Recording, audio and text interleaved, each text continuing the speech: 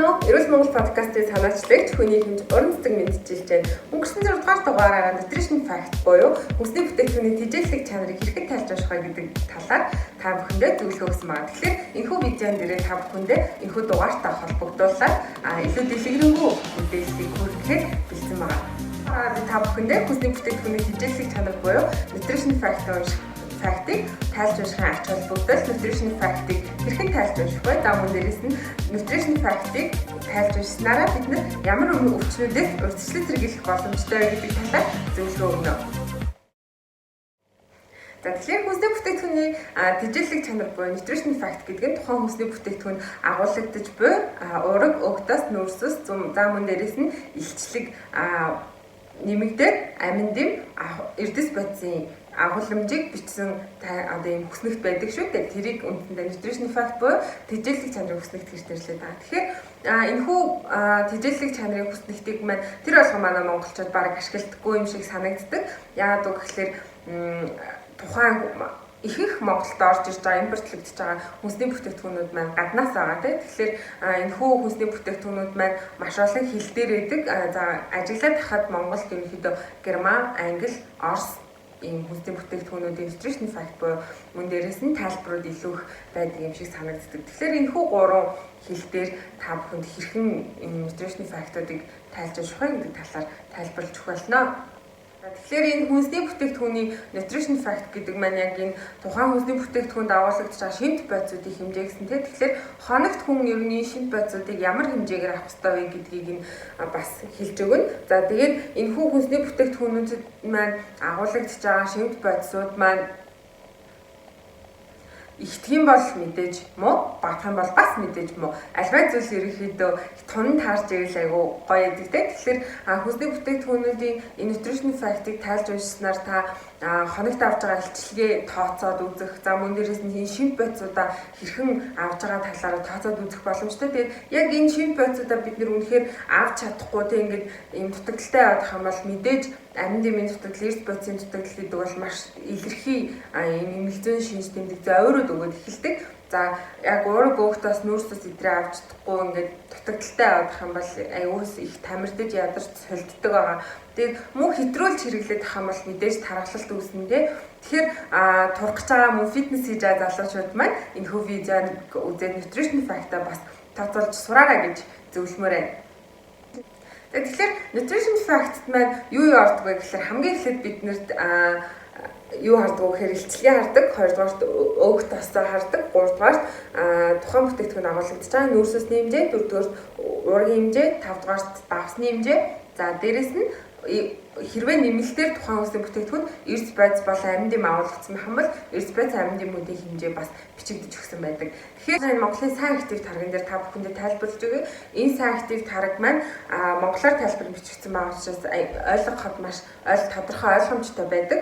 За шинэ бодисын агуулмж гэсэн маань за 100 г йогуртанд илчлэгийн 67 ккал харин 1 сав йогуртанд гэсэн ба 1 сав йогурт маань өөрөө 290 г учраас 1 сав йогуртанд 194.3 ккалорийг агуулж байгаа юм байна. Тэгэхээр хэрвээ та энэхүү тарагнаас бүтэн саваар нуух юм бол эсвэл 100 г-аар нуух юм бол гэсэн юм хоёр төрлийн илчлэгийн тооцоог гаргаж өгсөн байгаа юм байна.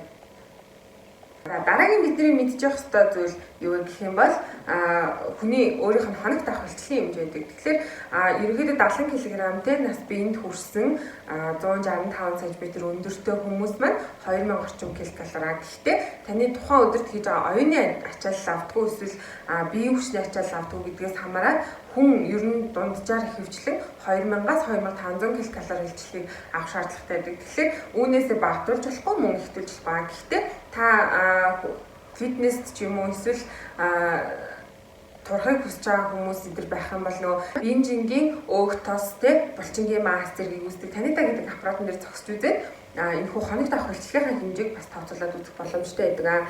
За тэгэхээр энэ хүнсний яг энэ хүү тарган дээр маань илчлэгийн тэмдээсэн бол за дараа нь таслаг гэж байгаа тийм өөх тосны хэмжээ.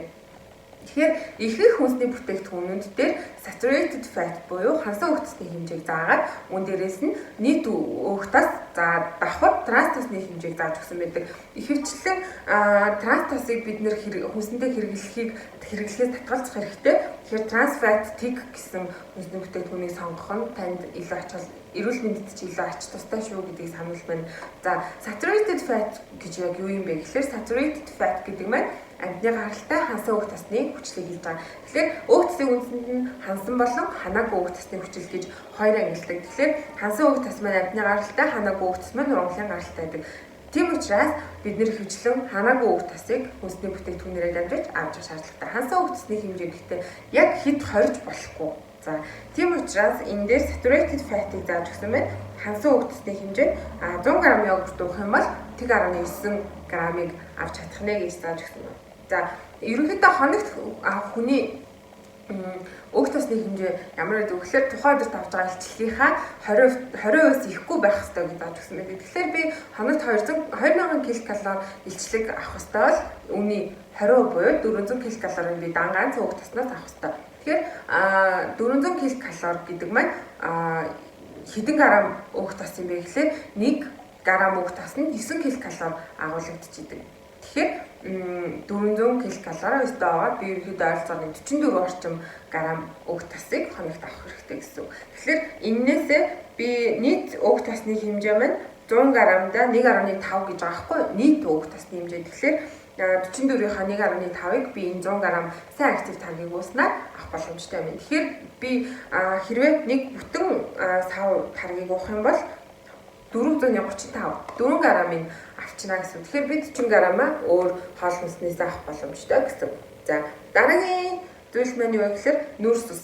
За нүүрс усн дээр хөвчлэн эсэн чихэр болон хүнсний эслийн хэмжээг оруулж өгсөн байдаг. Мөн дээрээс нь нийт нүүрс ус. За тэгэхээр энэ йогуртыг би нэг савыг уух юм бол 3277 грамм нүүрс усыг авах боломжтой байна. Тэр ерөнхийдөө манай бискүүжүүд ч мэдж байгаа турханд бол маш их нүүрс усаа хасдаг. Тэгэхээр нүүрс ус маань илүү л өөх тосыг хоримтлуулдаг учраас нүүрс усны хэмжээг бас мөн тооцож үзчих хэрэгтэй. За дараа нь нүүрс усны дотор маань мэдээж сахар буюу эсэн чихрийн хэмжээг оруулж өгсөн байдаг. За бид нэр хүнсэндээ ерөнхийдөө сахарыг хоногт 25 граммаас дээш хэтрүүлэхгүй хэрэглэх дэлхийн эрүүл мэндийн байгууллагаас зөвлөмж болгож гаргасан байна. Тэгэхээр зарим хүнсний бүтээгдэхүүнүүд дээр маань та бүхэн анзаарах юм бол илчлэлийн хэмжээ нь сахарын хэмжээг оруулж өгөөг байдаг. Тэгэхээр сахар маань өөрөө илчлэг өндөртэй боловч тэжээллэг чанар тэг байдаг.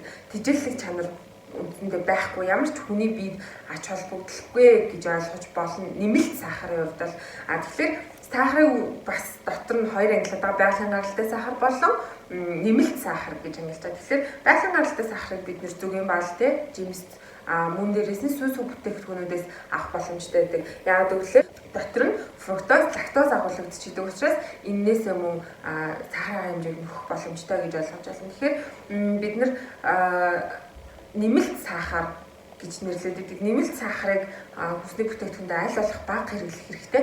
25 грамм. Тэгэхээр та бүхэндээ жишээ олгоод хэлэхэд 500 мл Coca-Cola-нд маань 5 грамм сахар агуулгадчихдаг. Тэгэхээр бид нэг ийм жижиг савтай юм хүслийн ундаа 500 мл гэдэг. Энэ 500 мл ундааг нэг удаа уухад л бид хоногт авах эсэн чихрийнхаа хэмжээг бүрэн хангацдаг гэсэн үг. Тэгэхээр бусад одоо орж ирж байгаа эсэн чихрийнхаа хэмжээг бид илүүдлээр авч байна гэсэн үг. Тэгэхээр би өмнө нь хэлсэн эсэн чихэр илчлэг өндөртэй боловч тэжээллэг чанар тэг байдаг шүү. За тэгэхээр яг тэр хүнсний бүтээгдэхүүн дээрээ сахарынхаа хэмжээг илчлэгтээ оруулж тооцоог байх юм бол та тухайн бүтээгдэхүүнд агуулгадж байгаа сахарын хэмжээг 4-өөр үржээрэй гэсэн үг. Жишээлх юм бол 1 грамм сахар агуулгадсан байх юм бол энэ үндсэндээ танд 4 ккалорийг өгнө гэсэн үг. Тэгэхээр би 5 грамм буюу 100 мл Coca-Cola уусан тохиолдолд тэр Coca-Cola маань 20 ккалорийг надад өгөхөөр байгаа хгүй илчлэг тэгэхээр өндөртэй гэсэн үг.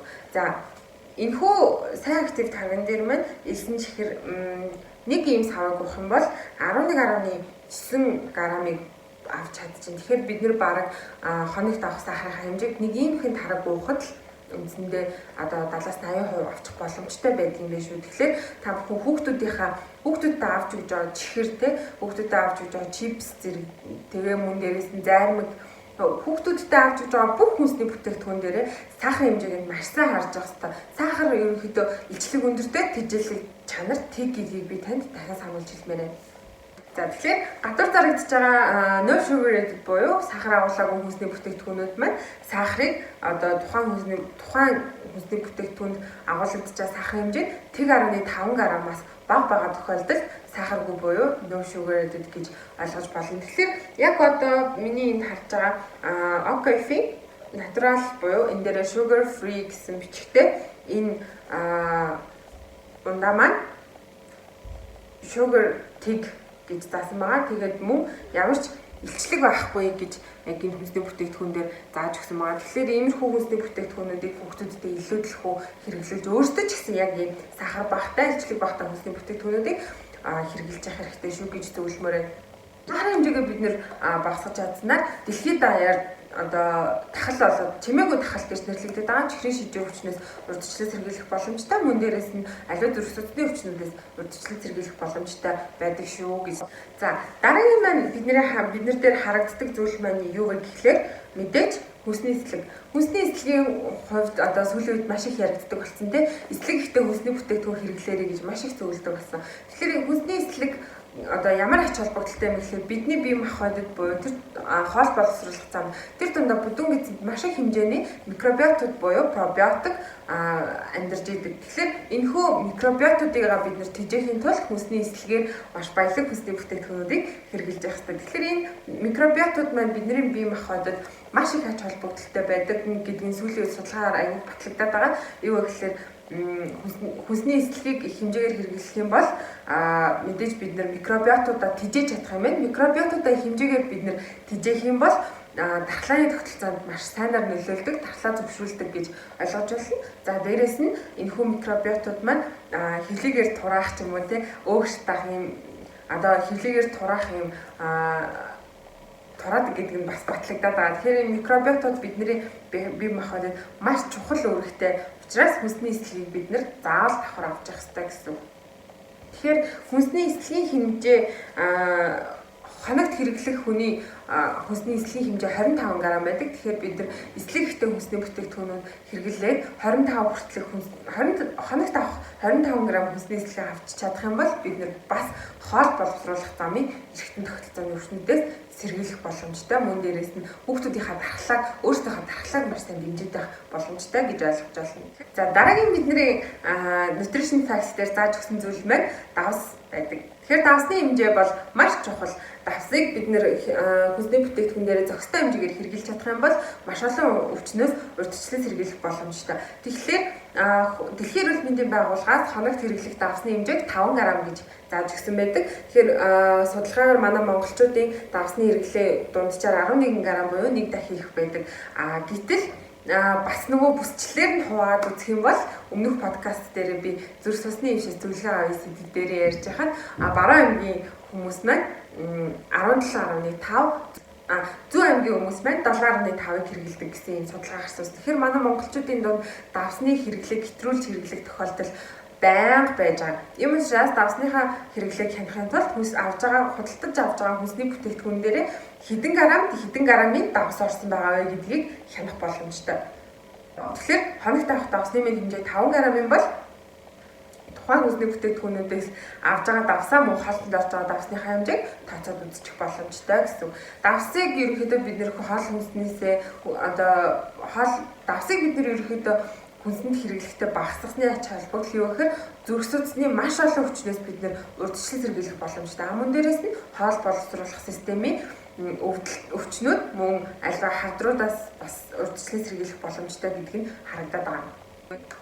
За дараагийн бидний харах хэрэгтэй зүйл маань юу вэ гэхээр эрдэс бодис амин дэмүүдийн хэмжээ байдаг. Тэгэхээр эрдэс бодис амин дэмүүдийг бас тухайн хүнсний бүтээгдэхүүнд аль болох орц найрлаганд нь баяжуулж өгсөн байх юм бол бидний бие махбодод маш их хэрэгтэй учраас эрдэс бодис амин дэмээр баялаг хүнсний бүтээгдэхүүнүүдийг сонгохыг хичээгээрэй. Дараагийн бидний харах хамгийн чухал бас энэ зүйлүүдийг маань илүү хэлбэрчилсэн юм юу вэ гэх юм бол ард талд нь daily value гэсэн ийм бичгтэй ийм хойр зэмлэгсэн байдаг. Энэ маань юу гэсэн үг вэ гэхээр одоо жишээлх юм бол тослогынхоо хэмжээг хоногт авах тослогынхоо хэмжээгнээс энэ бүтээгдэхүүнээс 100 г-ыг хэрэглэснээр одоо 7%-аар хангах боломжтой байна гэдгийг мөн харах боломжтой. Тэгэхээр илүү хэлбэрчилж харъя гэх юм бол шууд бид нэр хувиа хараа явах боломжтой. Тэгэхээр хүн болгон мэдээж хүн болгоны авах ёстой хогийн илчлэг өөр байгаа тийм. Гэхдээ ер нь дундчлаад үзэх юм бол 2000-аас 2500 байдаг учраас их хүнсний бүтээгдэхүүнүүд дээр 2000 ккал нь тооцож өгсөн байдаг.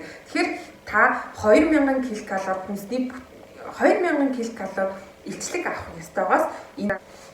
За тэгэхээр энэхүү чаа урнаас та 15 грамыг хэрэглэсэн тохиолдолд хоногт авах илчлэгийнхаа 3%-ийг буюу одоо 68 ккалорийг авах боломжтой гэдгийг ингээд заагаад өгсөн байдаг. Гэхдээ манай Монгол хүнсний бүтээгдэхүүнүүд дээр хөвчлэн энэ хувийг нь зааж өгөөгүй байдаг.